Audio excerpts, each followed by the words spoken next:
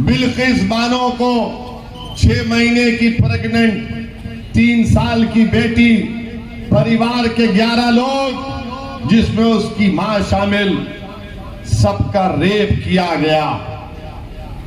बच्ची 3 साल की बेटी को एक मां के सामने 3 साल की बेटी को कत्ल कर दिया गया। उसकी मां का रेप करके कत्ल कर दिया गया। कोर्ट ने सजा दी तो मोदी जी ने कहा संस्कारी है ये लोग, हम इनको छोड़ देते हैं। मोदी जी, बिल्किस से आपको क्यों मोहब्बत नहीं है, हमको बताओ। क्यों मोहब्बत नहीं है भाजपा को बिल्किस से? बताओ कि अगर किसी बेटी का रेप हो जाता है, उसकी बेटी को कत्ल कर दिया जाता है, भारत में किसी भी बाप से पूछ लो, किसी मां से पूछ लो कि अगर तुम्हारी बेटी का रेप और उस तुम्हारी पोती या नवासी का कत्ल कर दिया जाएगा तो क्या तुम कातिल को चाहोगे कि वो जेल के बाहर निकले? तो हर मां और हर बाप कहेगी कि जिस जालिम ने मेरी बेटी से और मेरी नवासी या पोती से हरकत की, उसको जेल में रहना चाहिए। मगर दिल्ली में बैठे मोदी जी की सरकार ने कहा ये संस्कारी लोग हैं, ये संस्कारी लोग हैं, इनको छोड़ना चाहिए। और उनको जेल से निकालकर इनको छोड़ दिया गया। और जब जेल से छोड़ दिया गया, इधर देखिए, कोई बात नहीं, हमारी आवाज का दुनिया का कोई बाजा मुकाबला नहीं कर सकता। होता है, जोर से लगाओ और लगाओ, जोर से लगाओ, पूरा मानवी सुनना चाहिए। और ताकत,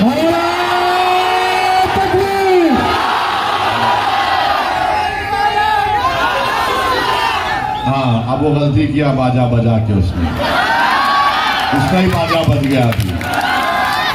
हमारी म्यूजिक का मुकाबला मोदी जी भी नहीं कर सकते। बहरहाल अजीज दोस्तों, मैं जिक्र कर रहा था बिल्किस बानो का। आज गुजरात और देश की सरकार ने बिल्किस बानो से नाइंसाफी की और उसको छोड़ दिया। आप बताइए, नरोडा पाटिया 2002, वो आदमी ने 90 मुसलमानों का कत्ल किया, 90। उसको मोदी जी ने, वो जेल से निकलता है तो वो नरोडा पाटिया विधानसभा में जनता के सामने जाकर मोदी जी का फोटो दिखाता है और कहता है मोदी जी के नाम पर मेरी बेटी को वोट दे दो। कभी मोदी जी आपने सोचा कि मरने वालों की बेटियों का क्या होगा? कभी भाजपा ने सोचा कि वो 90 जो लोग मर गए उनके परिवार पर क्या गुजरती होगी जब एक कातिल गुजरता है उनके सामने से? मेरे अजीज दोस्तों और बुजुर्गों, ये भाजपा बेइज्जती करना चाहती है, मगर ओवैसी आपसे कहता है कि अल्लाह इज्जत देने वाला है आपको, इंशाअल्लाह ताला अल्लाह इज्जतों से नवाजेगा आपको। जो लोग इस तरह की हुकूमत करके जिल्लत और रुसवाई हमारा मुकद्दर बनाना चाहते हैं, याद रखो इख्तिदार हर एक के पास नहीं रहता। इंदिरा गांधी भी प्रधानमंत्री थी, राजीव गांधी भी थे, नरसिम्हा राव भी थे, मगर हर कोई प्रधानमंत्री और इख्तिदार पर नहीं रहता। ताकत हमेशा किसी के पास नहीं रहती है। अल्लाह इंशाअल्लाह ताला इख्तिदार को बदलेगा, इज्जत हमारे मुकद्दर में आएगी, दुनिया की कोई ताकत हमको रोक नहीं पाएगी। बस आपसे गुजारिश ये है कि अपने हिम्मत और हौसले को बुलंद रखो, डरने और घबराने की जरूरत नहीं है। भारत का संविधान हमारे लिए है, अंबेडकर बाबा साहिब का बना हुआ संविधान है। हमको हिम्मत और हौसले को बुलंद रखना है और एक ताकत बनो। ताकत सिर्फ तकारीर से ताकत नहीं बनती, जमहूरियत में ताकत इत्तेहाद से बनती है।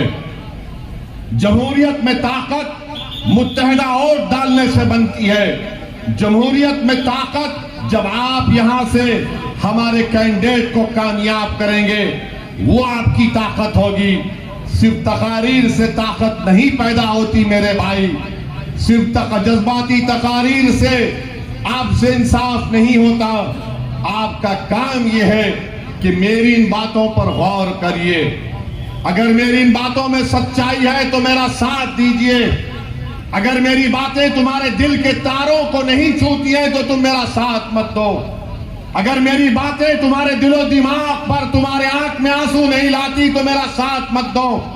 मगर एक बात का यकीन कर लो कि मैंने जो कुछ तुम्हारे सामने कह रहा हूं, और जब तक मेरी जिंदगी बाकी रहेगी कहता रहूंगा, एक एक बात सच्चाई पर मुबन्नी है।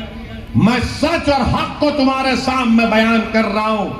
मुझे कोई संतरी और मंत्री बनने से मेरी जिंदगी का मकसद नहीं है। मेरे